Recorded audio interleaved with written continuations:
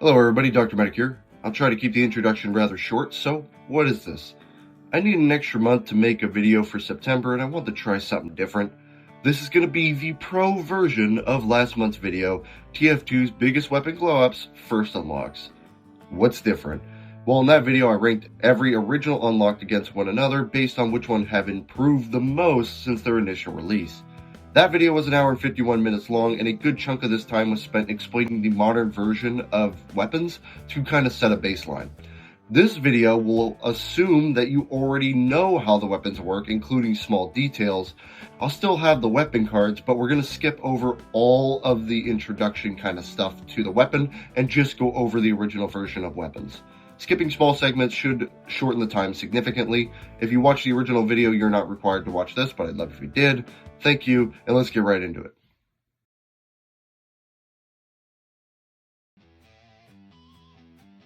Alright gamers, you want to take a guess on what the biggest fall from grace in the history of TF2 was? You know it, I know it, your 80-year-old grandmother's full of teeth and Alzheimer's knows it. It's the Sandman. Play ball! Oh, that's a skull fracture for sure. It's not a good melee. From the best melee in Scout's kit to the worst. I guess there's some contention on that, but it's down there. From the Dodgers to the 2024 White Sox. It's not even close. The old Sandman absolutely wipes the floor. Here are the original stats of the Sandman back on February 24th, 2009. This bat knocks out a mean stun ball. What the hell does that even mean? Valve had a weird way of wording things back in the day, so let me explain using my superb Team Fortress expertise. The ball itself had most of the same properties it does now, dealing 15 damage, moving at 3,000 hammer units per second. It did lack the 8 damage increase on moonshots, and moonshots were 20% further than they are now, so you had to hit them a little bit further away. But I doubt anybody's going to miss that 8 damage when they know what this thing was capable of. First, it didn't slow down enemies. It stunned enemies.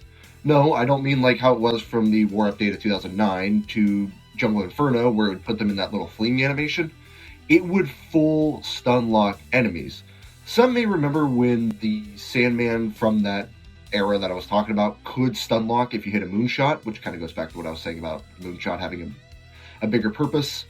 Well, it originally did that at all ranges. Well, I mean, there was a minimum range, but pretty much anything outside of point blank would fully stun lock them. It was ridiculous. On top of this, it was capable of stunning ubercharge players. I'm sure most of you have heard that fun fact. It's 100% true. It could stun lock ubercharge players for some reason. I think that'd be a pretty cool ability nowadays, but whatever. And what were the downsides for this insane upside? Maybe 15 less health? Maybe that 30 I was talking about? Nope. The downsides were no double jump and 50% less damage versus non-stunned enemies. Which, by the way, that latter stat was removed the next day on February 25th. You heard me. The first thing they did to this insane weapon was buff it. I know, genius. There were some small differences also, such as being unable to fire the ball independent from the bat swing. It didn't have an alt fire, instead mouse 1 would automatically launch the ball as soon as you had it. It also took 5 seconds longer to charge, required a tad bit more distance to initiate the stun, or the effect it has now, and it could unrev heavies. You could do that. These do make a difference, but compared to the original stats, it's hardly worth talking about. I mean, holy hell, the original Sandman was a force to be reckoned with. Even with some of the quality of life stuff with the new Sandman, I think any skunt main would gladly take the 2009 version of the Sandman any day of the week. The ability to stun lock players in place, and they just couldn't shoot back, even Uber players, is utter insanity through and through. I think you can see why the Sandman takes the #1 spot for today's biggest glow down on the list, if not in TF2 history, from king to peasant. Let's make our way over to the second place winner of the Which Weapon Let Themselves Go the Most contest. Oh, that was bad. Whatever, let's just go look.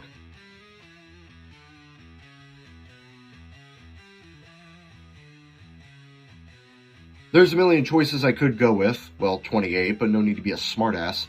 I do believe there's a lot of weapons that could take this spot here, but despite the current version being decent, I think there is a weapon we're all thinking of right now that would be a perfect contender. It's often paired with the most annoying melee in the game that is often used by people who like Japanese animation a little too much. It's the Dead Ringer. Shall I carry us to victory? I don't mind. The original Dead Ringer was just plain stupid as hell. There's a reason it's so far down on the GLOWUP's list. It is not what it used to be. It definitely peaked at the beginning. First, the original design of the Dead Ringer and general principles are mostly the same. You take it out, you can't shoot, take damage, cloak and fake your death.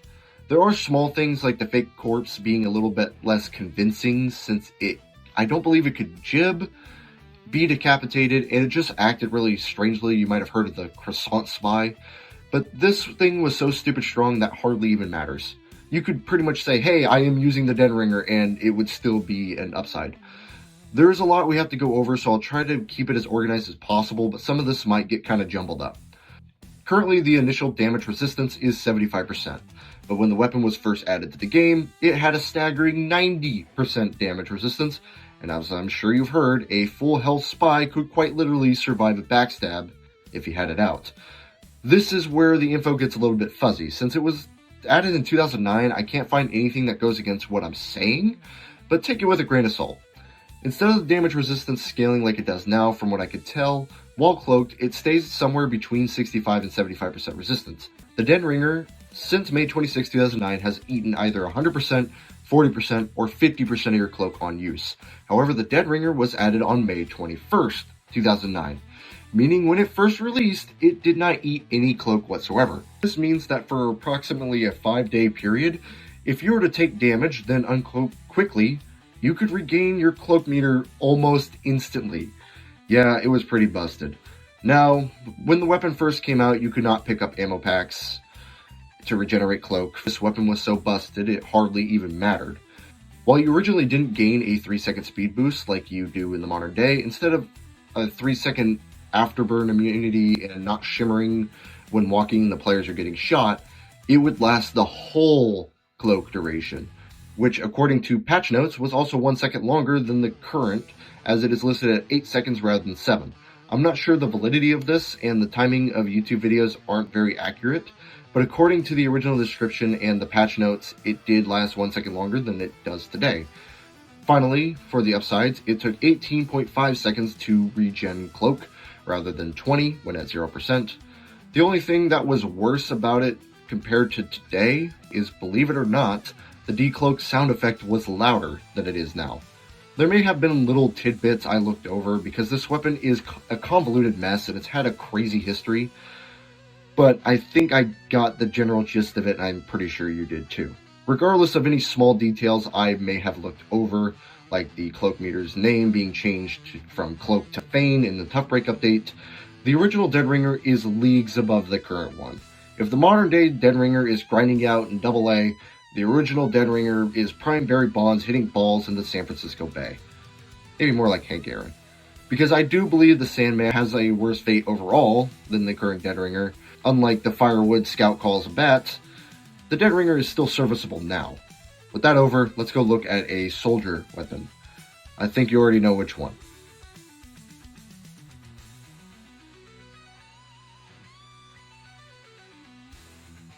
I'm sure the vast majority of you are expecting this weapon to be pretty far down on this list, especially if you know your TF2 history. But here's the thing, I'm not exactly sure how I want to rank it. Either way, we're here, so let's kind of talk it through. I'll tell you what I mean. We're talking about... You're a spineless worm. You are a mistake of nature. You are walking vomit. As you most likely already know, the modern day Equalizer and even the escape plan doesn't hold a candle to the Equalizer we got on release. I said the weapon got split into the escape plan and the Equalizer. As you can imagine, this means that it was originally merged. It was one weapon. So as your health got lower, yep, you gained an additional speed boost as well as damage. The damage was significantly higher as well. The speed boost was the same as it is today, but the 107 damage was not the cap. Instead, it could reach up to 162 with a single swing. Hit like Mike Tyson and ran like Usain Bolt. The best part, the mark for death penalty was not the downside on release. Instead, it had a downside of no health from healing sources while active. It is a little bit weird because I was looking at old footage and apparently this wasn't listed on the weapon day one, but it still had this downside. It wasn't a straight upgrade. But I mean, you just put the weapon away and boom, you're good. I mean, Jesus, 162 damage while moving at almost the speed of Scout is a bit ridiculous.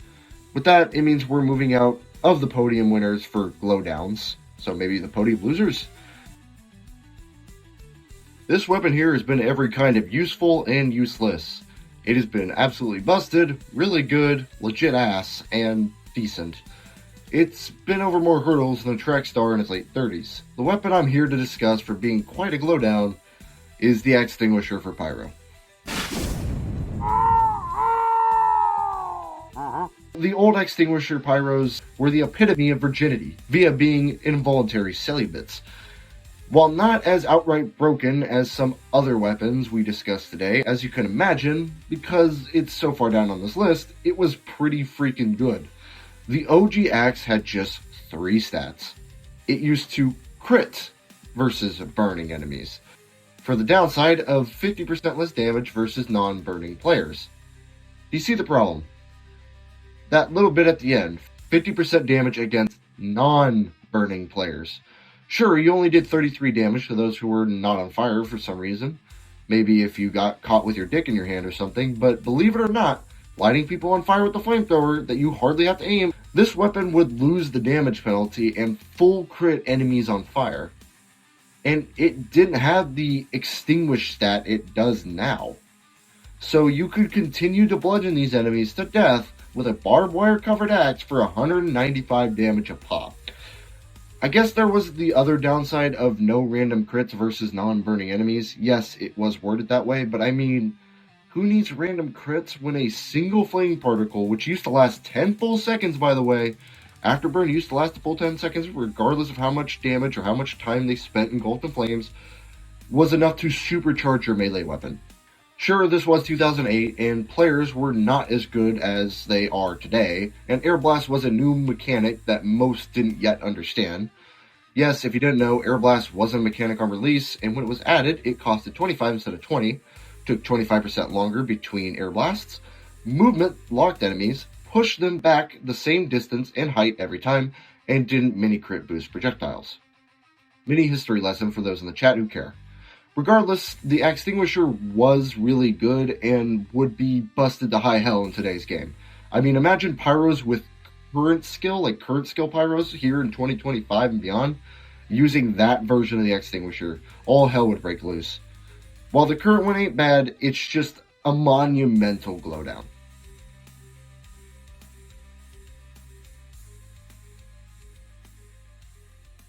We're going to take a bit of a shift. 3 of the last 4 weapons were melee weapons. The one we're going over right now is not a melee weapon, but with that being said, it does go well with most melee weapons. I'm of course talking about the Charge and Targe.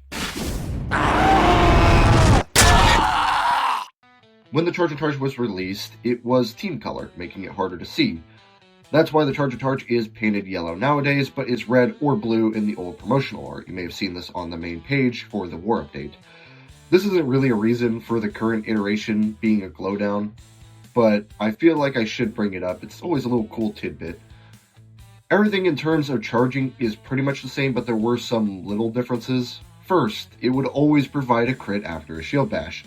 It still did have the 0%, 25%, 60% deal it has now, but if you were to run directly into someone, you would receive a crit for your melee weapon regardless of how much charge was left over. Whereas now it is completely based on the amount of time charged, so a shield bash just does damage, it doesn't impact whether you get a crit or not. There are also some small differences, like it didn't remove debuffs, you couldn't charge while airborne, shield bashing didn't actually deal any damage when this weapon was first released, and it could not be refilled by the resupply cabinet, so it had to recharge completely naturally. And then finally, the charge depleted if you were air blasted rather than being halted. It was kind of strange. The old Charge and Targe seems kind of underwhelming, but that's only because I've specifically left out one crucial part to this. It did have the 50% fire resistance it has today, but it also had a 60% explosive resistance, bringing a 100 damage pill to just 35. Yeah, listen, I think the current Charge and Targe is good, but the shield bash always granting a crit, crazy fire resistance, and even crazier explosive resistance is hard to look past. I believe the Charge and Targe explosive resistance also applied to yourself. Sure, the original Charge and Targe didn't allow you to trimp since you couldn't charge while airborne, but even in the modern game, no one is really doing that with the Targe of all shields. The ability to wipe debuffs is cool, and it is a quality of life to be able to recharge the shield if you're near a resupply cabinet, but I don't believe these upsides of the current Charge and Charge come even close to rivaling the original one. In this spot, we have possibly one of the most infuriating weapons in TF2. Unlike the Deadringer or Razorback, for example, it isn't because of the design itself, but rather all the stats that accompany a pretty simple premise. It's a good idea, just very poor execution. With that description, I'm sure those who log more hours in the game per day than the gym per week know exactly what weapon I'm talking about, or could come pretty close. It's the Wrangler. Gotcha. This thing ain't on autopilot, son. I don't think I need to say this, but I will, and it won't be the last time until we get to the real glow-ups. The Wrangler is a little different than the others because it still is actually kind of busted. You know, the current Deadringer, Extinguisher, and Targe are legit good weapons, with the older versions being unbelievably busted, but the Wrangler is still stupid strong in modern day. It's just that the original one was a bit stronger. And by a bit stronger, I mean pretty significantly. First, the original did not have a wrench hit penalty, which means because your sentry has effectively 3 times the health, your wrench swings were effectively 3 times stronger. In reality, it was a normal swing, just that because the shield was giving you a 66% damage resistance, it did more. On top of this, the Wrangler's aim assist was significantly stronger than it is now, and the sentry lacked damage falloff, making mincemeat of enemies well outside the reasonable sentry gun's range. There were some other little tiny tweaks that I could go over, but these were the 3 medium-sized changes that put the Wrangler so low on this list. I mean, you've all seen the video of an engineer on Barn Blitz absolutely tanking a heavy Uber. To be fair, I believe at the time Heavy's damage to sentry guns was a bit lower.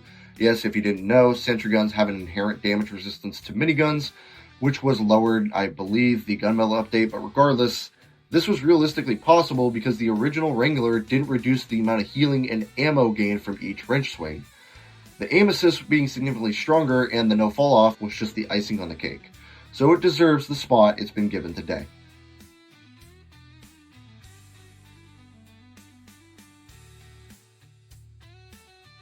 I'm going to go out on a limb and say that a lot of you are going to be surprised about this next entry because it technically had no real changes. It functions nearly identically to how it did back in the day when it was added to the game initially. However, because of a technicality, a pretty big one at that, it would honestly be considered a sizable glowdown, at minimum compared to some other weapons on this list. I'm talking about the best melee weapon in the game, the direct hit.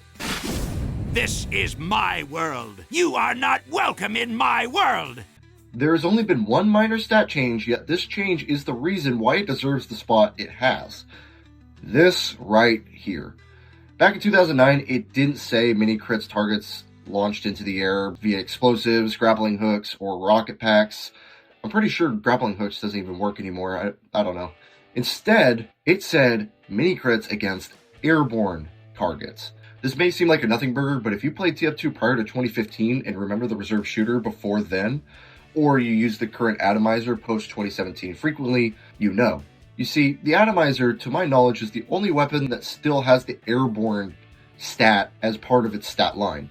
Airborne simply implies not touching the ground with your own 2 feet. Do you see the problem? I'm sure a lot of you picked it up right away. The reserve shooter from 2015 was often regarded as one of the cheesiest weapons because it would mini-crit airborne targets, which include those who were falling and jumping. And this was the original way the direct hit worked. To be fair, the reserve shooter was a tad cheesier than the direct hit in this regard because it was hit scan, but nonetheless, the direct hit did mini crit jumping enemies. 162 damage for jumping. And it's a pretty fast projectile, so it's not impossible to hit. There may be a bit of contention with this one, but with how busted it could be, it's just insane how this passed through. And yes, I thought the same thing. No way this is right. But I managed to find a video in action. It did, in fact, mini-crit airborne enemies. I will admit, this placement in today's video is very dependent on how jump-happy your enemies are. The next 2 weapons I'm going over are a little less luck-dependent and were just really good when they were released. But because you could just be one-tapped as someone with a medic health or below for jumping and falling, I think even the edge cases give this thing a major bump up. Don't get me wrong, the direct hit is still solid today, but because of the cheese potential, it gets a bunch of extra credit.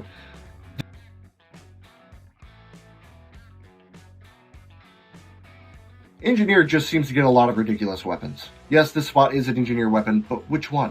If you've been around for a while or you're just a scholar currently attending TF University, patent pending, you already know what weapon I'm probably going to talk about. There were 4 added in the engineer update. Which one is it? Okay, I'm not going to do this. I'm just going to come out and tell you, it's the Gunslinger. Ain't that a cute little gun?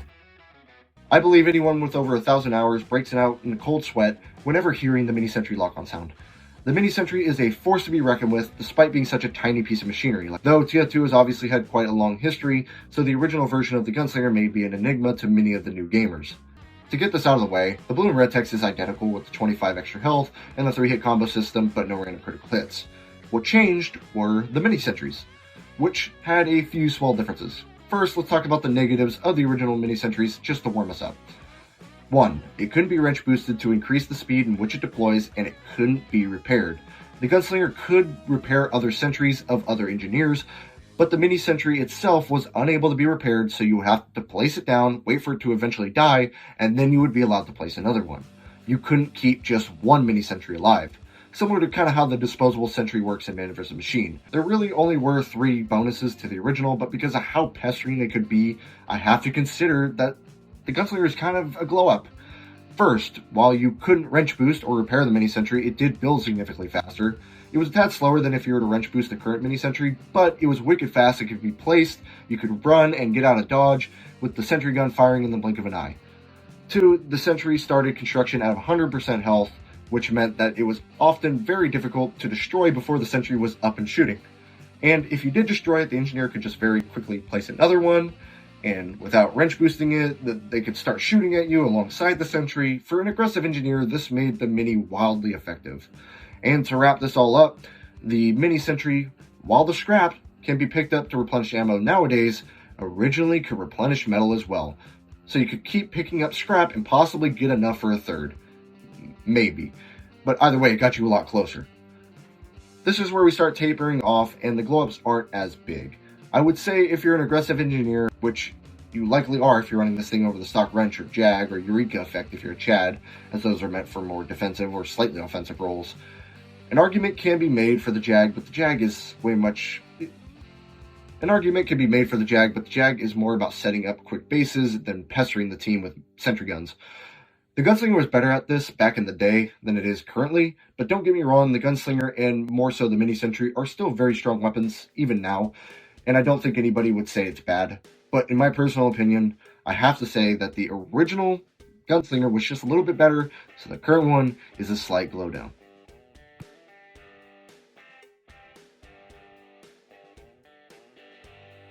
Most people probably don't even know this weapon had any changes whatsoever. Here I have the first Scout primary, which was solidified as the Skunk primary of choice from its debut, the Force of Nature. You knuckleheads ain't even worth the F.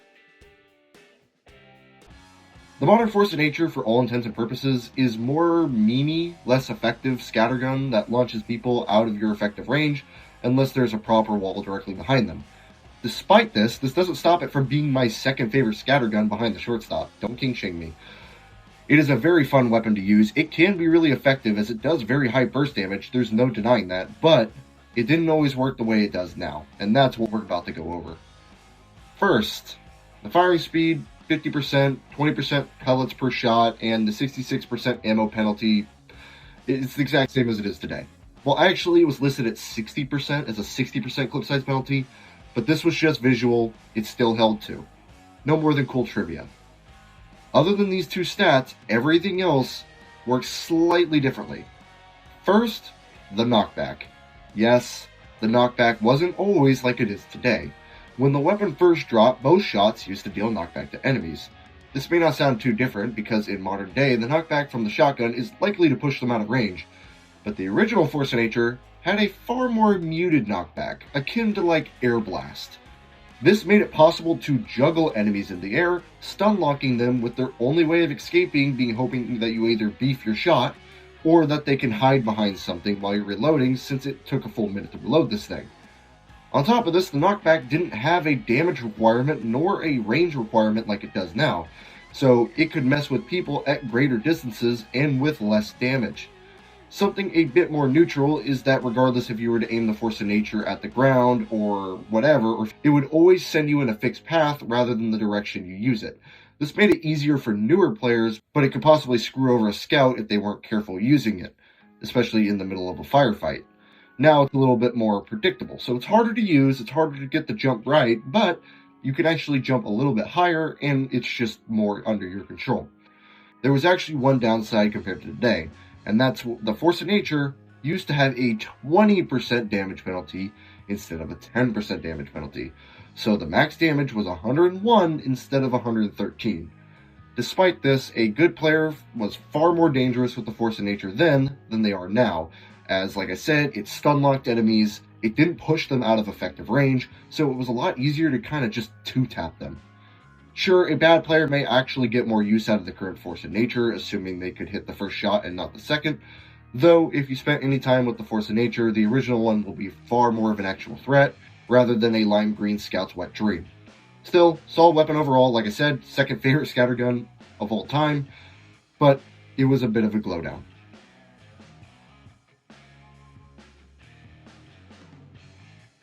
Alright, here we have a nice short and sweet one. This one is incontestable and it is in fact a sure glow down. You cannot deny it, you cannot refute it. But because it's rather small and it's on a secondary weapon, doesn't rank higher, I'm talking about the gunboats. Screaming Eagles! The gunboats have had only one change, and that's that the original blast resistance was not 60%, but rather 75%, allowing you to rocket jump a little bit more freely, doing a little bit less damage to yourself. I mean, either way, the gunboats are still really good. It's a staple for those who like mobility. I know this despite not running them on my own loadouts consistently. I have a hard time considering them much of a glow down, as the difference is just 15% on a secondary that is still rather good, but it is a glow down for sure. I couldn't put it any lower.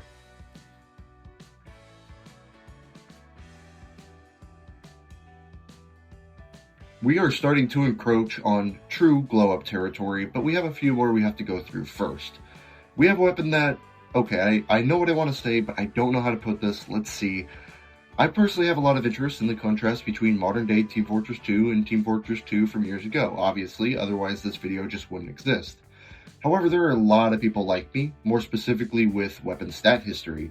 The weapon we're going over right now is like the painted cow mangler of interesting facts. Most people who show any interest in the past of this game will know this weapon and the differences between when it was released and current day. It's like one of those entry-level fun facts, I guess you could say. It's the Blutsauger. The healing is not as rewarding as the hurting. As you likely already know, the original Blutsauger was a little bit better than the modern one today, simply because the downside was not as harsh. It still had the +3 health on hit that hasn't changed, but instead of -2 health on wearer, the only downside is, say it with me, no random critical hits. Good job, friend. Yes, I know, stupid downside for a decent upside. This was TF2 in 2008. The balancing was weird, and it was like this for a little while. Though, a bit of a fun fact, this technically isn't even much of a downside, the newer version isn't, because Medic's base health regen used to be half of what it is today, ranging from 1 to 3 instead of 3 to 6, so that 1 to 4 is actually an improvement.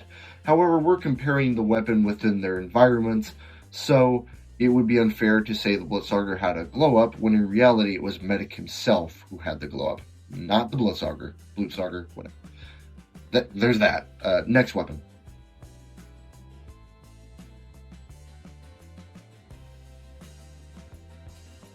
I actually didn't even include this item until last minute because I forgot it technically had a change at all.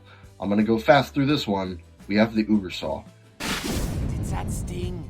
Sorry! For the downside side of things, spicing things up a little bit, the Uber Saw on release lacked the Spinal Tap taunt and couldn't taunt kill.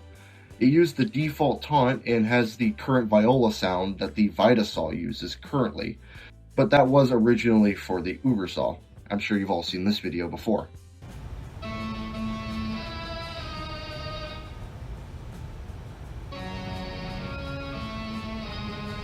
The only reason I'm even considering this a glowdown is because it used to gain Uber on Disguised Spies, which happens a lot more frequently than taunt kills in my opinion, which only gave 50% Uber originally, by the way, the more you know.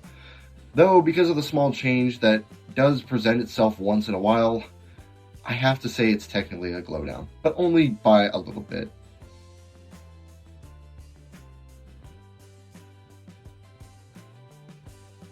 This last one was such a small change that I thought about not even including it, though it technically was a glow down, so I have to. The last weapon to lack a glow up, but instead regress, is the Frontier of Justice. Woo-wee! Will you look at that? Some of you are likely surprised to even see this item on the list, but like I stated already, the reason is very small, and I thought about just glossing it over. You see, there is now a max to how many crits can be stored. That number is 35. So what changed? Well, on release, there wasn't a cap. That's it. So if you managed to get 17.5 plus kills with your sentry gun, you could get more than 35 revenge crits. Other than that, and some small little fixes, like I believe the Frontier Justice used to share the stock shotgun sound effect and stuff like that. Other than that, it is the exact same as it is today. That's why I kept this segment short, just like Engineer.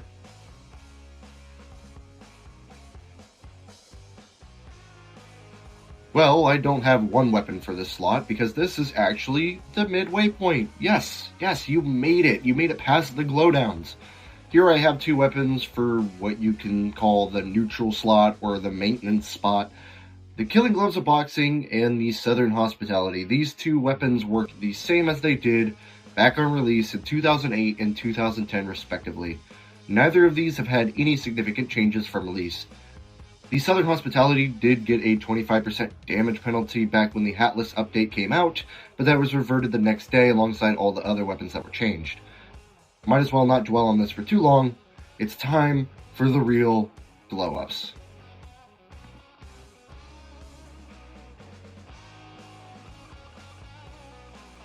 We had a really good flow going, but unfortunately we have just hit a brick wall. No more 2-minute segments for a little while. Depending on your playstyle, this one may be a weapon that people consider a glow down rather than glow up, but I'll try my best to explain why I believe this is not the case. This one also has a bit of extra difficulty added on due to major changes in mechanics of this item over time. I'm sure that gave it away for some of you. It's the backburner. Here's the hard part. The original backburner was around during just a different time in the TF2 landscape, so things weren't exactly one-to-one. Let's go over the stats first. It had 3 stats, and then it had, like I said, the no random crit stat that was once again left off the weapon card. It has never been on there for some reason, but the backburner cannot randomly crit. The listed stats were, first, it crits from behind. That's the exact same. I think there's some slight differences, but overall it's pretty much the same. Though after that, everything else changes.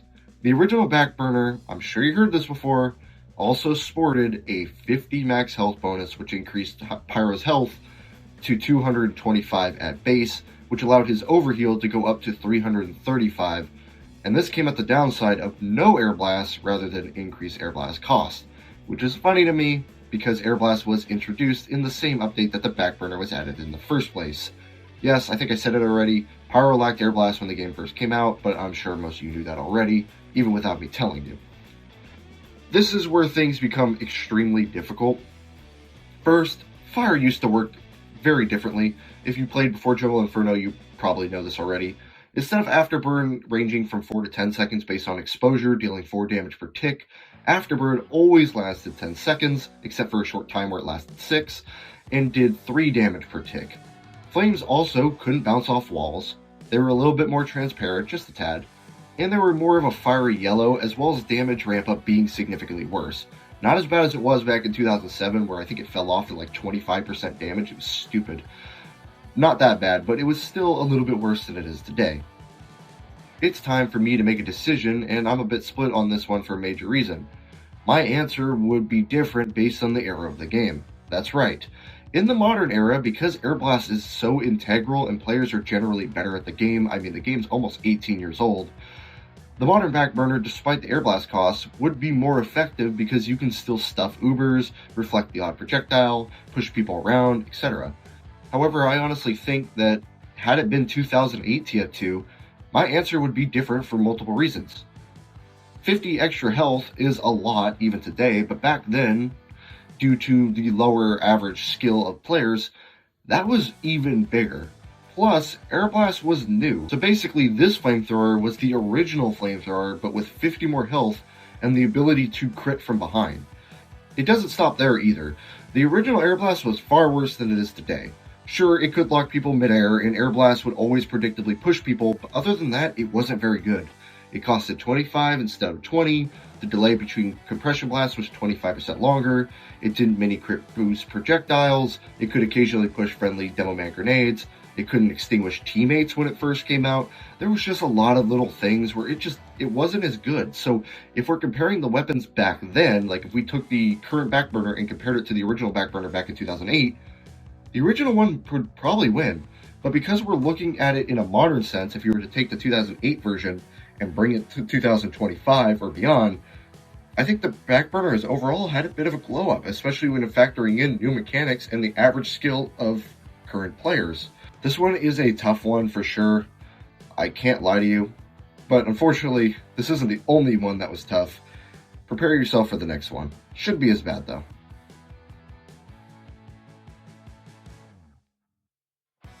Like I stated already, we have two tough ones back to back, but this one's a little less divisive overall. This one isn't very clear for a multitude of reasons, and it's kind of hard for me to quantify because I wasn't even playing TF2 at the time the original version existed. I wouldn't play for another about 2 years, and that was on Xbox. So I could be easily overestimating or underestimating the effectiveness of this weapon.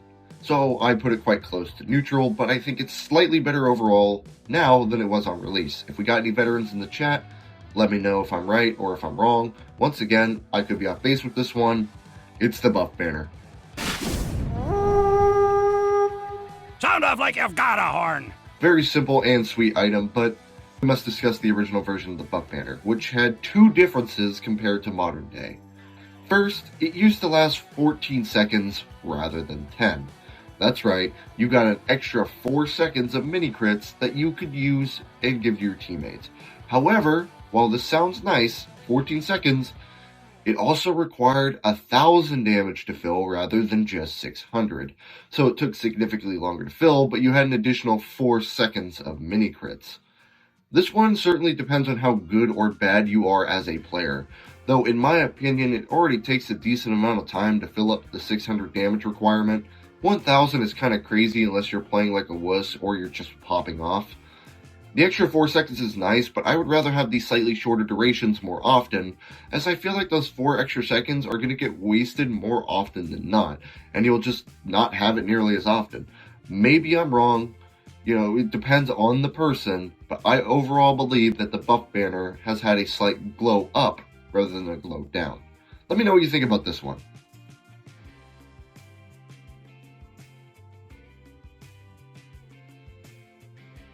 Oh boy, this is one of the most interesting items to be added to TF2, that's for sure. I mean, whatever they were smoking back in the office in 09, I want some of it. I'm talking about Sniper's interesting form of self-defense. Jar-based karate, aka Girardi. Girardi! Bombs away! What could it be? Maybe the radius has increased?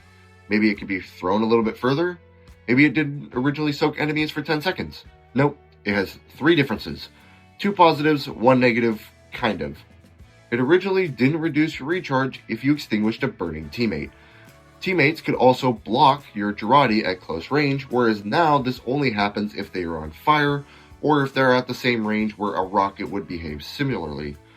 But the only drawback now, compared to then, is that it no longer causes self-inflicted mini-crits, which messed up soldiers' rocket jumps and Demo's sticky pill jumps sometimes.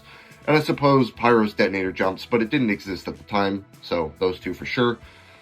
Yeah, it may have been nice to make 2 of the 9 classes day a little bit crappier.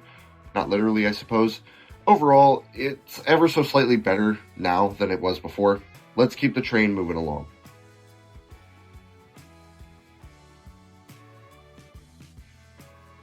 We got a rather mild one here, another sniper versus spy weapon, which was part of the same set. This one is certainly a glow up pretty much no matter how you slice it, so we have our pretty much first incontestable glow up of the video. Give it a round of applause. The weapon I'm talking about is a classic, not literally, but is one of my personal all-time favorites. I main this weapon whenever I play this class. Enough stalling, it's the Huntsman. If your strategy is to build me confidence, it's working. So how did the original Huntsman compare? Well, it was pretty much the same. I know, underwhelming. But it did have some small differences. I'm not going to talk about every difference, but there were a few that I can go over here. First, the Huntsman defaulted to left hand rather than being right-handed. I'm sure a handful of you already have heard this before, but the Huntsman was originally left-handed by default. Not 100% sure why this is. Maybe testing flip view models. I have no idea. The Huntsman initially could not be fired or even charged midair, to my understanding, so there was no opportunity for hitting those sick 360s, literally no scopes. And finally, for the biggest stuff, Huntsman had to be aimed in order to be lit on fire, whether that be by props onto group keep or by Pyro's flamethrowers. And I guess you could throw this in for a bit of fun, the Righteous Bison. Well, not day one because the Bison didn't exist yet, but this did work with the whole Huntsman in general. Back in the day, the Righteous Bison could ignite arrows. Don't try this now, it doesn't work, and I'm very sad, since they changed the projectiles in the Jungle Inferno update. So there you have it. This one is a pretty straightforward win. The Huntsman, while not leagues ahead of the original, is an improvement unless you consider being left-handed by default and overpowered upside. Sniper is doing good so far.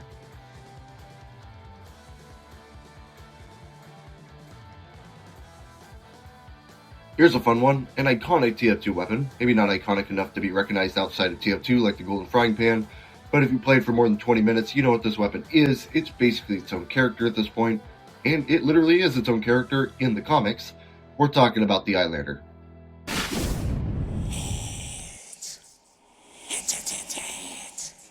The Eyelander is mostly the same as it was in 2009. The head system was the same in terms of speed gain and health gain. There were no booties, but I'm not going to hold that against the Eyelander. The eye glow used to also be reddish for the red team and blue for the blue team rather than green, so it's slightly harder to see. It could random crit, and it started you off with 150 health, though there were 3 differences. Well, 4, kind of. First, there's the universal change to all swords, increased holsters time and whatnot, and the increased melee range, but I'm not holding that against the Eyelander in this case. The first difference, gaining heads used to not increase shield bash damage, which would suck a lot for Demo Knight, but it's also because the Charge didn't even deal shield bash damage on release. Despite this is still technically a drawback that I will hold against the Eyelander. But that is the only clear downside. The other one is less so. You remember how I stated that since it's a sword, it gains increased melee range and decreased deploy and holster speed? Well, that wasn't always a thing. In the Tough Break update of December 2015, all swords were given universal stats. If you're an avid demo man player that used the Eyelander, 1, you're unique, and 2, the extra range might be nice, but it's less reliable to whip out in a pinch. If you're a Hybrid Knight player, it's a little less of an issue, since most people play Hybrid Knight in 2 distinct flow states. For Demo Knights, which is the primary users of the Eyelander, it is a straight upgrade as you cannot holster your Eyelander, period. So it's just an additional melee range with no strings attached.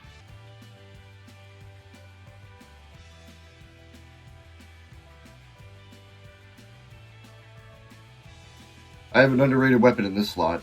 It's another weapon that was a bit difficult, but I think it's better at doing its job nowadays. It's one of the most front-loaded TF2 weapons in the game, the Scottish Resistance. You appear to have trodden on a mine! Well, everything is the exact same except for 2 stats. Originally, the Scottish Resistance lacked the 25% faster firing speed when the weapon was first launched. This means it took the standard 0.6 seconds instead of 0.45 seconds to fire each individual bomb. Though, instead of a 0.8 second arm time penalty like it has today, it was only 0.4 seconds, meaning it took 1.1 seconds to arm instead of the modern day 1.5. You can also take into account that the original sticky bombs had the explosion radius of 159 hammer units instead of 146, though that's only about 9%. There were some bug fixes here and there, but these are the only significant changes of the Scottish Resistance from its original version back in the War update. There are benefits to both of these, but that 25% firing speed just allows you to litter the field with bombs, as well as allowing you to place traps much quicker and more efficiently. Though it does have a smaller explosion radius and does take 0.4 seconds longer to detonate, because this weapon is mostly defensive orientated and excels at setting traps, the modern day version is a little bit superior. Got a real nasty piece of work right here. I do not like this weapon, and I felt dirty getting footage for it. No, it's not the Phlogiston, Short Circuit, Vaccinator, or any sniper rifle except the classic, and in my opinion, the Sydney Sleeper. I love the Sydney Sleeper. This weapon pisses in the cereal of any class that has mobility. We're talking about the Natasha. Oh, run! Run! I'm coming for you! The Natasha, like I said, isn't a terrible weapon. Terrible design, sure. Terrible as in ineffective? Absolutely not. It's still a minigun at the end of the day, but it used to be a lot worse than it is now. The Natasha has actually had quite a few changes. I was a little bit surprised to learn this like a year or two ago, but still. Some may remember when the Natasha had 300 rounds rather than 200, but this was not a stat on release. In fact, it was just a 2-stat weapon when it first came out. It looked like this. 100% chance to slow down on hit for 25% less damage done.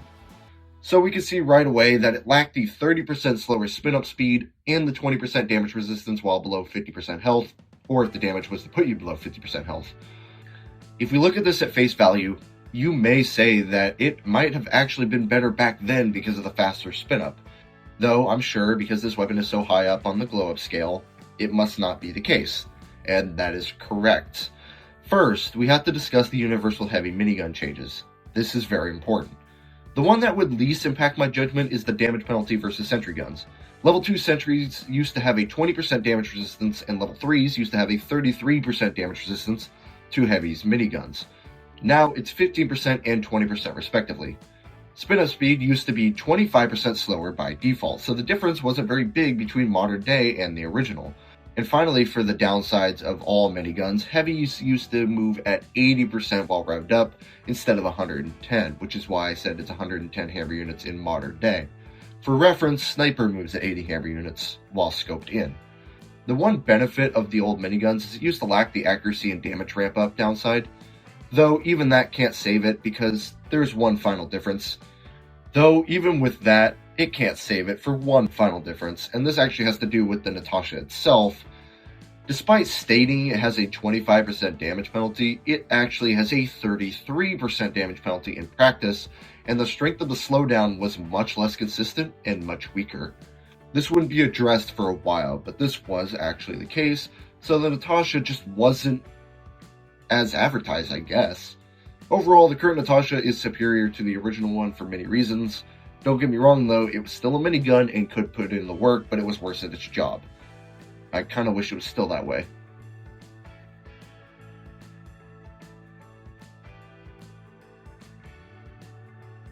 Had it been prior to October 20th, 2017, aka the Jungle Inferno update, we would have an absolute layup. But because it's not, and that was back when dinosaurs were still roaming the earth, some more thought had to go into it.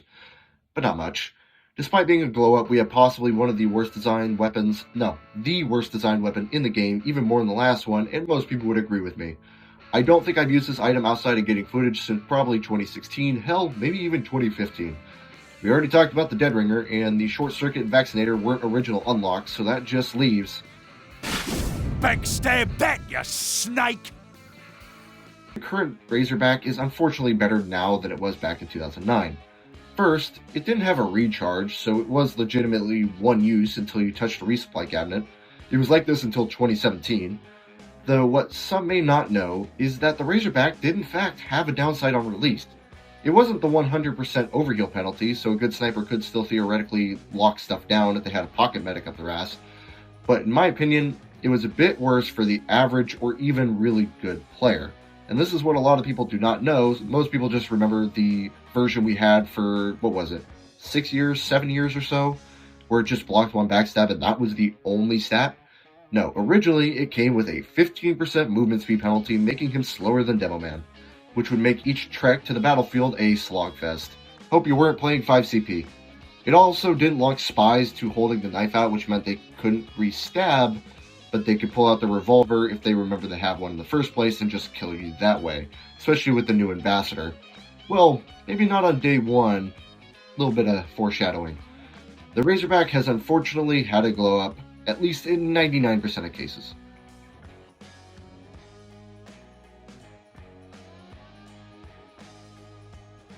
This one shouldn't be too long. It is an equipment type item for the class that has had the biggest glowdown in TF2. Not literally, he's actually had a lot of buffs since launch, but you know what I mean. The item I'm referring to in the class I'm throwing shade at is the Cloak and Dagger for Spy. Sorry to pop in unannounced. The Cloak and Dagger has had a small but noticeable glow up in the recent years. Let's look at the weapon card. Oh yeah, a lot of old weapon cards basically tell you nothing about the weapon. That's a common theme. So let's begin with the smallest changes I'm just going to have to tell you verbally. It used to recharge a little bit slower when uncloaked. How much slower? You want to guess? It's currently 15 seconds, so make your guess. Maybe it was 20? 25? The entire 30? Maybe it had no cloak regen bonus? No, 15.3. That's it. It was 0.3 seconds longer. I know, game shattering. However, it did have a few more notable differences. Falling and being flung legit did zip a lot of your cloak away. Finally, even while uncloaked, you could not pick up ammo from ammo packs for the cloak meter, once again, not your revolver. It was at a reduced rate of 100% instead of 35%. And then I guess if you want to throw this in there, all Invis watches now have a 20% damage resistance while you are cloaked. This was not always a thing. The Cloak and Dagger is still a good item without a shadow of a doubt, but because it was the slightest bit worse, and a lot of the weapons below it had a little bit more contention, or just it wasn't as significant, this is where it ends up today, and it has still had a glow up in my books.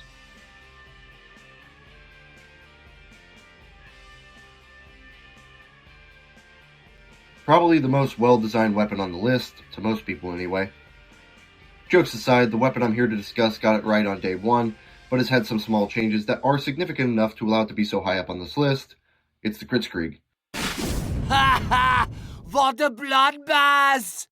It lacked a taunt that would heal you, so in the 1 in 1,000 chance you were set on fire or bleeding, and you happened to get around a corner at low enough health where you could taunt, the modern day Kritzkrieg, that gives you 11 health, could possibly save you assuming you're in that threshold. Pretty small but plausible, I guess, so there's that.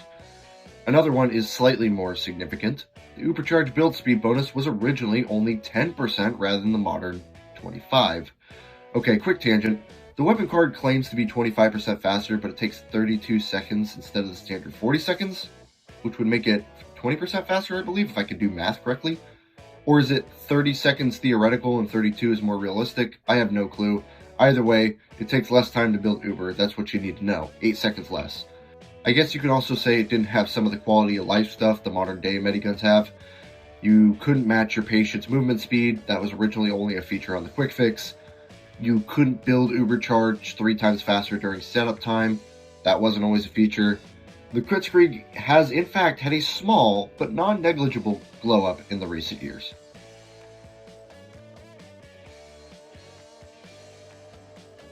Maybe a surprise for some of you, but this weapon's had its fair share of changes.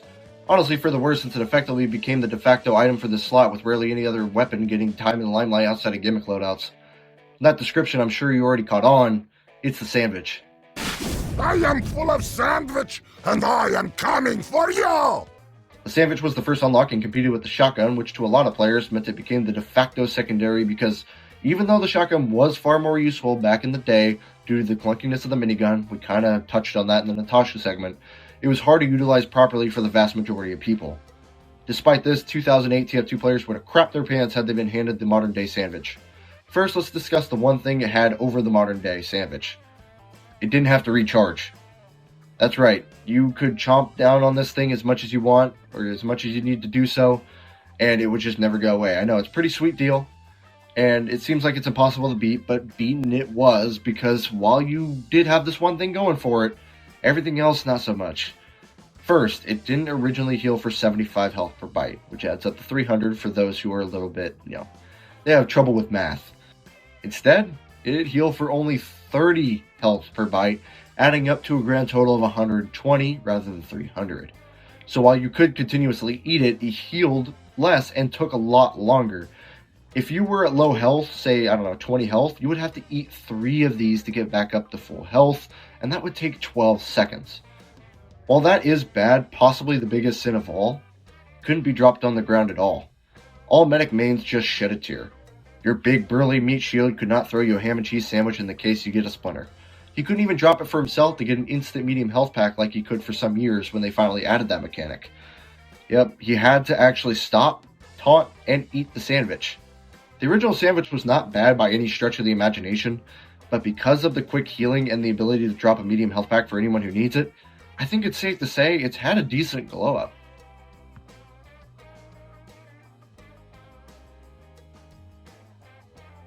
We are officially in the top 3 and we've got a classic. I guess they're all classics to some degree, they're all original unlocks, but I got an item that just screams old school. People are likely to expect this weapon to not be considered a glow up, but as you can see, it is. It's a secondary I rarely ever see people run legitimately in actual loadouts, but when they do, they're either gods, or they absolutely suck because they went on YouTube and found a video on how to type give all into an achievement engineer server. I'm talking about the Bonk Atomic Punch. Bonk! Too slow! The original Bonk was pretty much identical to today in terms of function. No shooting while under the effects, full invulnerability, the little swooshing, whatever, you get it. It pretty much works the exact same. But there are 2 differences that made the Bonk better now than it was in 2009. First, the duration. Bonk used to only last 6 seconds rather than the modern day 8. You now get an additional 2 seconds of full invulnerability. Another downside is one that a lot of people are unaware of, but Bonk originally had a drawback for consuming it. Yeah, originally your run speed would be cut in half, actually I think it's like 55-56% or so, for a full 6 seconds to match the original duration. Afterwards, regardless of how much damage you took, just consuming it will give you this drawback. It would always cut your movement speed in half, about half. It also lacked recharge altogether, requiring the resupply locker in order to get a fresh one. What benefits were there to the old one? Well, none, that's it. It didn't last as long, 2 seconds shorter. The slowdown effect was applied regardless of damage taken, and it didn't recharge naturally. As I said, the slowdown was also slightly heftier, lasting 1 second longer and being a little bit worse. I mean, 50% versus 56%, not a big deal, but it's there. There are just 2 weapons we have to go over, and unless you've been paying close attention, you probably don't know which ones. But pause the video and guess. You don't need to comment, even though I love it if you did. But just guess, what do you think it is? Oh wait, you got it? The silver medal winner of today's video, very long video I might add, is...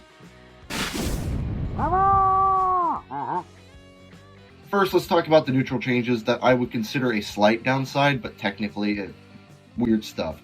In 2017, all flare guns afterburn duration was reduced by 2.5 seconds from 10 to 7.5, but the afterburn damage was increased from 3 to 4 per tick, so 8 per second instead of 6. Now that we got that out of the way, and not very long, we could discuss the actual differences of the flare gun itself. First, the flare gun didn't do as much damage originally. Instead of 30 damage on hit like it does today, it only did 20 on a direct hit. To make it worse, and I think this is the biggest sin of all, it didn't do any increased damage versus burning enemies. No, it didn't crit, nor did it mini crit. It would eventually get the stat to mini crit versus burning enemies a bit later on, and then that would be changed to mini crit up close while critting at mid to long range. And then that would be changed to critting at all ranges, but the 2008 version of the flare gun could not crit at all, so hitting somebody who was on fire would just do 20 damage.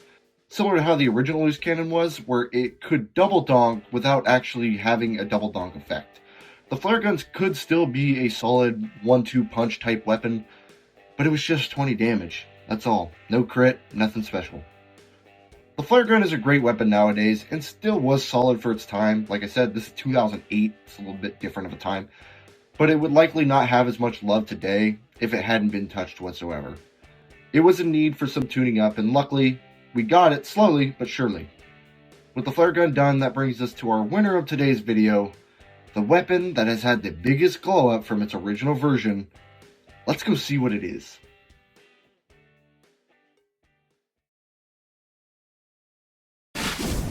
Hello again, dumbbell. The Ambassador may not be as good as it was for a number of years prior to Jungle Inferno, and in my personal opinion, it should not have been nerfed as much as it was. But with that being said, I would take this weapon, the modern version, 9 times out of 10 over the original Ambassador, maybe even 10 times out of 10. let's discuss a few things that the original Ambassador actually had going for it. First, crits didn't fall off. There's that. That's how it was for 8 years. 2, while there was a spread recovery just like today, you could headshot during this time if you managed to get lucky. And 3, for some reason, just like the Sydney Sleeper on launch, it could penetrate enemies. While now we think of the Machina, Righteous Bison, Original Thompson, and Dragon's Fury, maybe if you're a Pyro main, as the penetrating weapons, for a long time I thought the Machina was the first to do it until I learned the Bison came out and was the first to do it, surprisingly. And then I thought it was the Bison, and then I found out, nope. Spy's 8-pound of steel revolver was the first weapon to be able to penetrate in the game for some reason. And no, the Sydney Sleeper penetrating enemies was not a joke, that was actually a thing. Despite these 3 pretty strong differences, I have, of course, left out the one thing that kind of ruined the weapon day 1. I did a little foreshadowing a lot earlier in the video.